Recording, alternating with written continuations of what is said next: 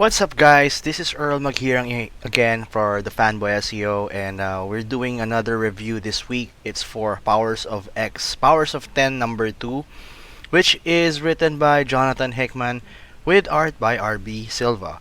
And we're looking at this particular page, which is the cover for the page.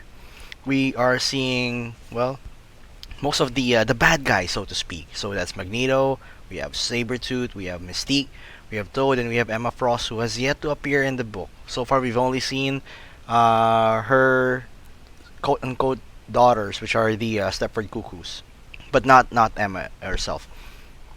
So going in here, last issue or the part before this was House of X number 2, and it's basically the story of Moira McTaggart, and it's revealed that she's a mutant. That's pretty much it. And they just laid out how it happened, how Moira is pretty much the most important part of the story, this new reboot that's happening for the X-Men. And in this issue for Powers of X, again, just to remind you, Powers of 10 is a story that spans several decades and even years. So this is year zero, and it was established earlier that year one or year zero for the X-Men was the time that they were founded. And we see Charles and Moira, they're just strolling along the Bermuda Triangle. This is Isle M. So, Island M rather, in Bermuda Triangle. And they're actually doing a meeting with Magneto, of all people. And just to note where this is in history, this is just probably, since this is the start of the X-Men, the founding of the X-Men. So it's safe to assume that this was a time when Charles and Magneto are having a lot of difficulty. So talagang away to kung away. And it's interesting because this dynamic wouldn't have worked if Moira wasn't there. So in the next page, you'll see that she's actually opening up her story, because we'll get to that later. But Magneto sees what's happening. This is, by the way, I think this is Moira's 10th life. It's her last life, so to speak. So after this, she's pretty much dead, just like what Destiny told her in House of X number 2. So Magneto agrees, and this is really interesting. This panel, this page gives me the chills actually. It's been a long time since we saw Charles Xavier and Magneto in operating in the same page, in the same wavelength. When Magneto was part of the X-Men up until their disbandment, or up until X-Men Blue, the X-Men Blue volume. Charles wasn't part of the X-Men then, and so seeing this, and mind you, this is Magneto in his classic costume. This was the maniacal, this is really Malcolm X and what was his name? Martin Luther in comic book versions, in comic book form, in an X-Men form. So this is their prime. Ito yung pinaka peak ng ano nila.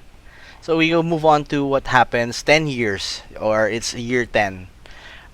This is the exact moment already where House of X is established. So if you've seen the video for House of X number 1, you'll see that this is the Cyclops that got his eyes back, and they are actually looking at the specs for this new master mold that they are currently looking into. Well, for lack of a better word, they're looking to kill this off. They need to stop this, because this master mold is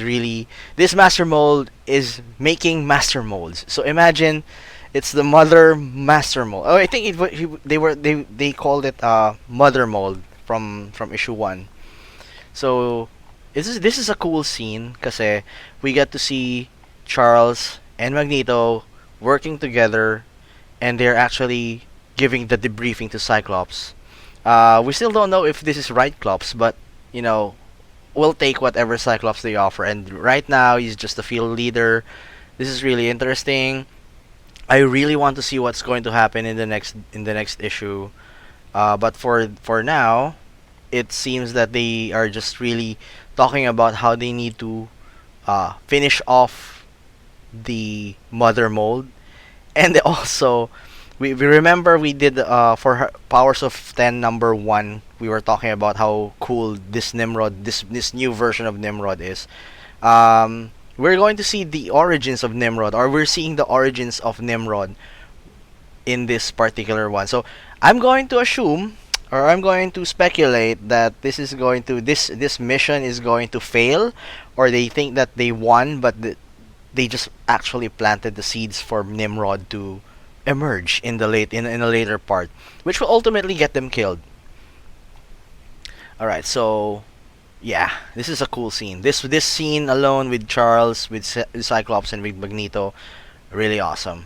I still do wish that we get to see Charles's face now, but I don't think that's going to happen anytime soon. Then it will be done, man. Cyclops, man. Okay, so in the future, this is X-Men Year 100. We're tracing back to what happened to the surviving X-Men. So we have Cardinal, which is the red Nightcrawler-esque character. We have Rasputin. They are the only two mutants X-Men who returns to Asteroid K, which is Asteroid Krakoa. In the last issue we also meet Magneto, we also meet Zorn, we have Wolverine, and sorry, I thought it was really Groot, but it's actually a different character who we'll talk about in a bit. Also, Magneto's still colored green, so this is really interesting. I really need to see a backstory. Wolverine's costume is really awesome. When are we going to get the Marvel Legends for this one? I don't know. I wouldn't mind paying money to also get Cardinal and Rasputin as Marvel Legends. Please don't listen, Hasbro. This is a bad idea. So we also, just like echoing House of X number 1, which is a really nice way of Jonathan Hickman pushing his writing capabilities, we find out who the actual leader of this X-Men unit is. And I haven't written anything yet on the blog, but for the channel, for the YouTube channel, I have to admit I was pretty blown up when my mind was blown when I saw who was running things. It's fucking Apocalypse.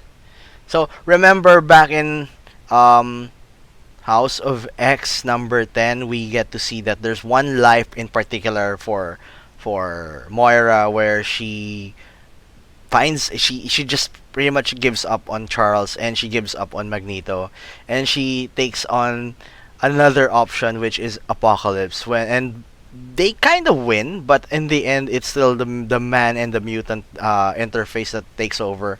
So that was her last, or that was her ninth life, and then we're getting to the 10th life, which is kind of weird now if we talk about it, because parang so she has the 9 lives, she's done the 9 lives, she's taking the 10th life, but at the same time we're looking at the story from her 10th life, which means she ultimately failed still. But there is the extra story in the end, which we'll get by, and which is referred to as the Ascension. That beat also goes from like mildly intriguing to wow, this is something that we need to see, that we really need to see in the next issue, hopefully. Not even in the next issue, then the third issue for House of X, if it's possible, because we really need to see how Hickman will introduce these characters, or how Hickman will integrate the characters he just revealed in the end of this issue into the main narrative for House of X and Powers of 10. So again, Apocalypse.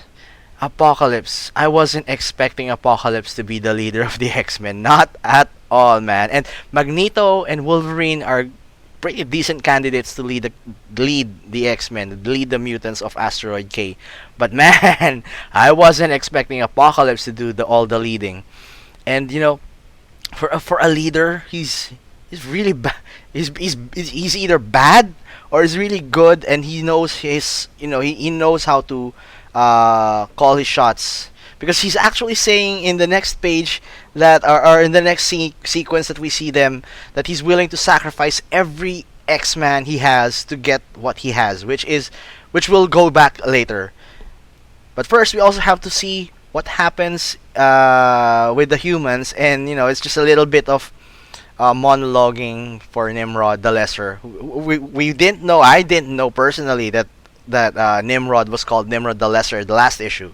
We just assumed that he was just Nimrod, but this is actually Nimrod the Lesser, and he's not too pleased with the humans who was taking care of the data. So he's just killing it. At the same time, he's waxing poetry. He's waxing uh, human emotions. He's doing a narrative. He's freaking emulating Hamlet with the whole holding the skull and everything. Parang wow, it's not typical Nimrod.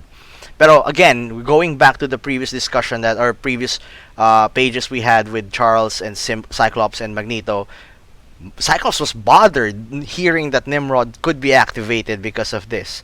So, I think I like how Jonathan Hickman is doing his whole crisscrossing, back and forth storytelling for both Powers of X and House of X.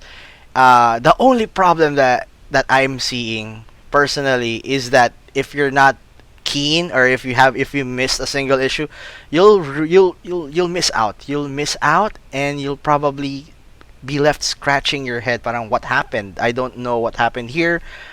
Who is this? Why is this happening? So you really have to pay close attention to all the little details, all the small dialogues, and even those extra pages that Hickman loves to throw in his books.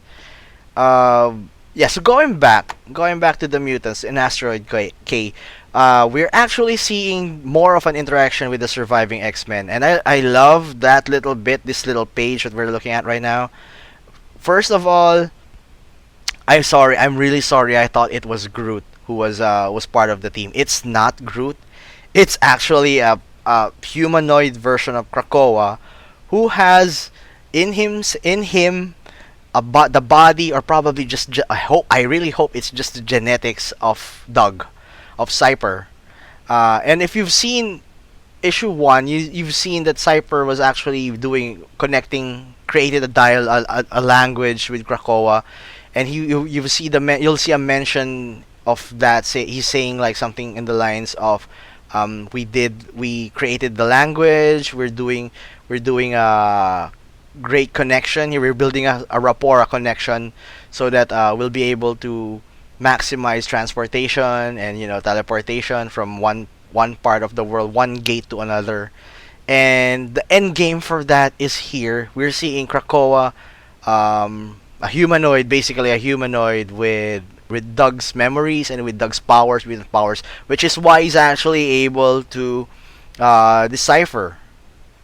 Pretty smart. Decipher what Cardinal and what Rasputin stole from from the humans and Nimrod. And Sorn is like, okay, it will take a while before I get to really like Sorn, but at this characterization level, everybody's scared of him. So yeah, we need to see more of Soren in the next couple of pages, or in the next couple of issues. Hopefully they don't kill him though. I kind of like his whole look of it.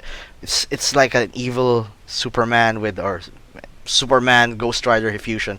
Kind of unique. Kind of it's been a while since I've actually been interested in talking about Sorn, mentioning Sorn, because we remember how bad it was with New Avengers and all that, and even with the X-Men run where he was introduced a while back, becoming Magneto and all that. So yeah, maybe this is a good redemption arc for Sorn right now.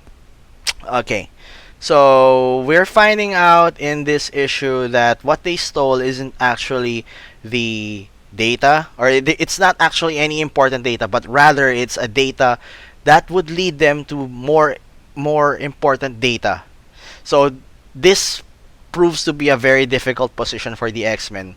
Not only are they down two characters, one of which was able to help mask them and give them the infiltration abilities that they could previously.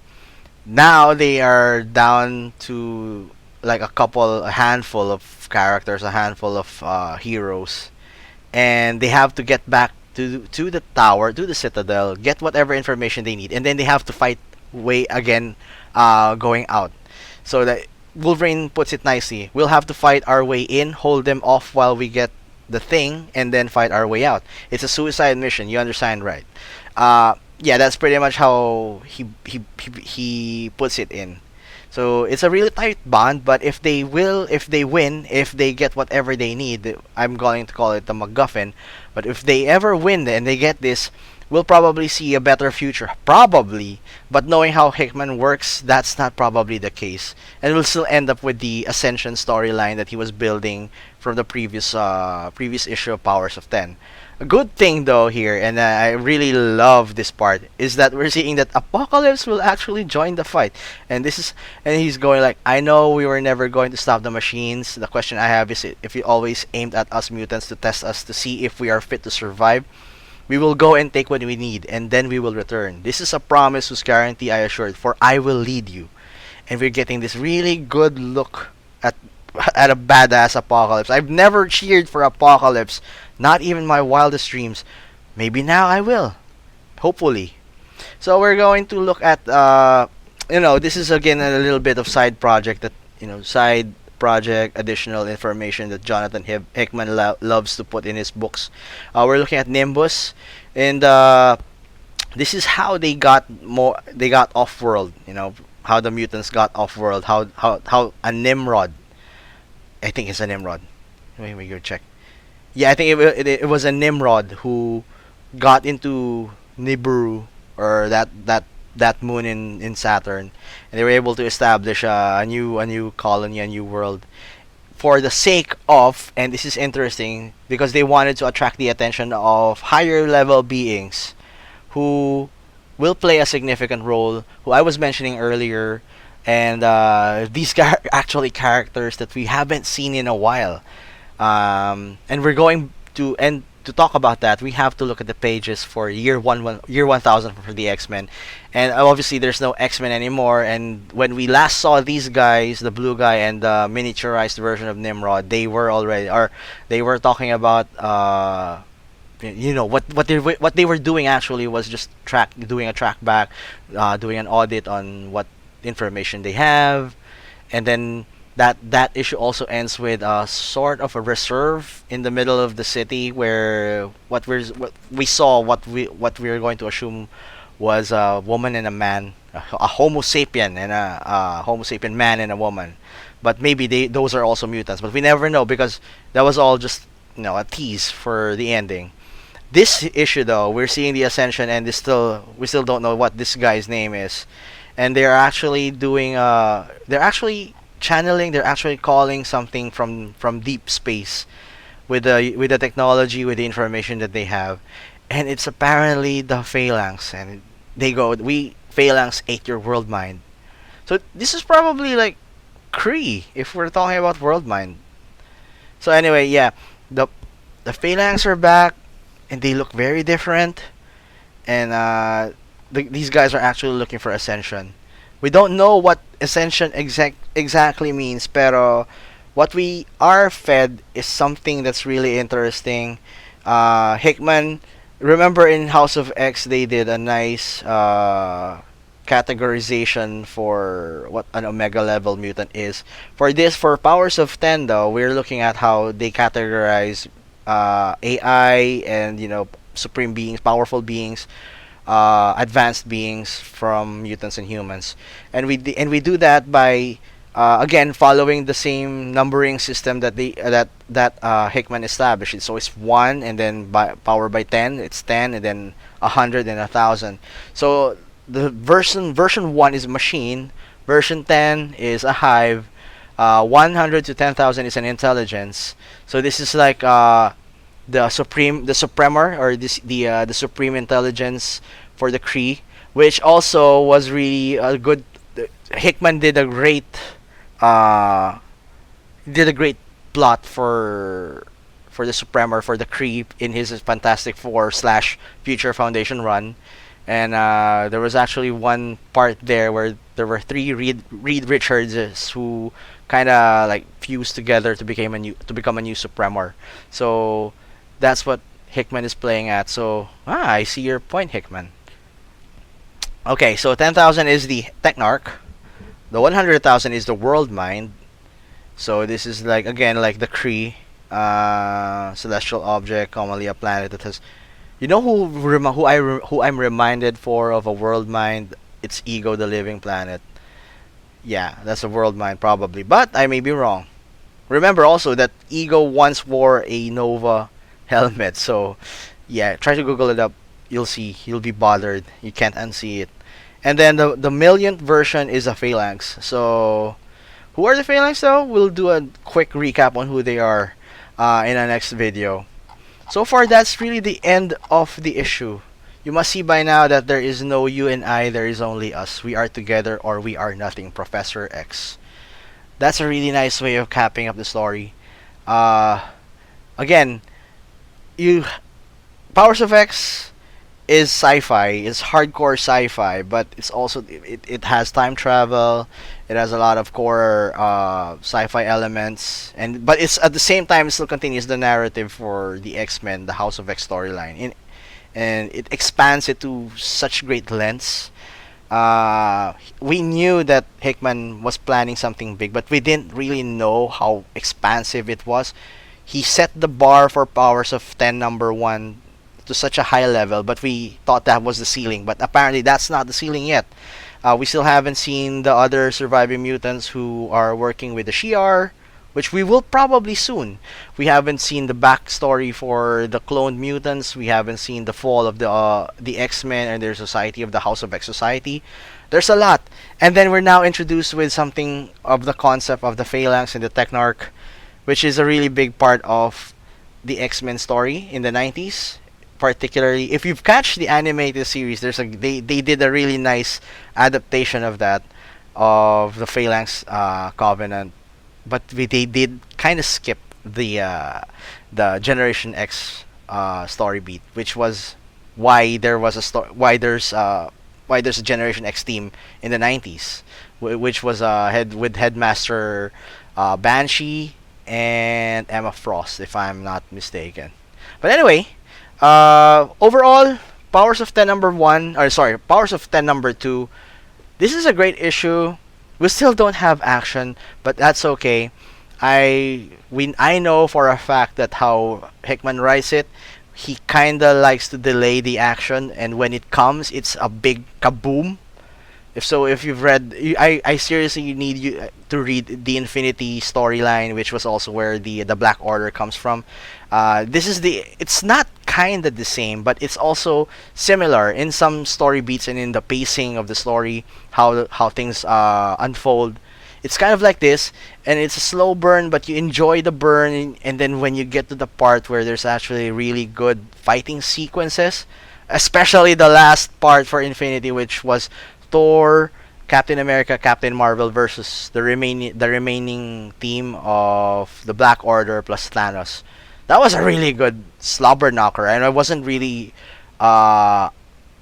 even really expecting that that Hickman could do such a good way of action sequences. And there was also the Hulk there, Hulk versus Thanos, if I remember correctly. And then there's also Captain Marvel versus Thanos. So what I'm basically pointing out is that it's a slow developmental process for all these two books. Particularly, Powers of X is a really slow and kind of dragging book, but the art makes up for it. The extra contents make up for it, and the potential teases in the future is also. And then there's also the surviving X-Men, which I really really love. And I really hope that we get to see this iteration of the X-Men in the near future. Probably they survive for the upcoming revamp. Hopefully. With that, again, guys, thank you for watching. Thank you for listening for my review. I would give this book an 8 out of 10. And sorry, don't take it the wrong way. That 8 isn't because the book was bad. It was just really that for me it felt slow. But still, it's in the upper bracket. I need to probably have somebody. I would definitely love to have somebody to talk to about the issue, and maybe I could change my rating. But for now, it's really just 8 out of 10 for me. Kind of slow, but it's a good book. It's got good art. It just really needed to have a little bit more action. That's just it for me. So thank you for watching. My name is Earl. I'm from the fanboyseo.com. Please subscribe. Please hit the bell for notifications. And I'll see you next week. Oh, and I also owe you guys a review for House of X number 2. I'm still doing that. I just kind of know it's kind of hard how to review that piece. It's a beautiful piece, by the way.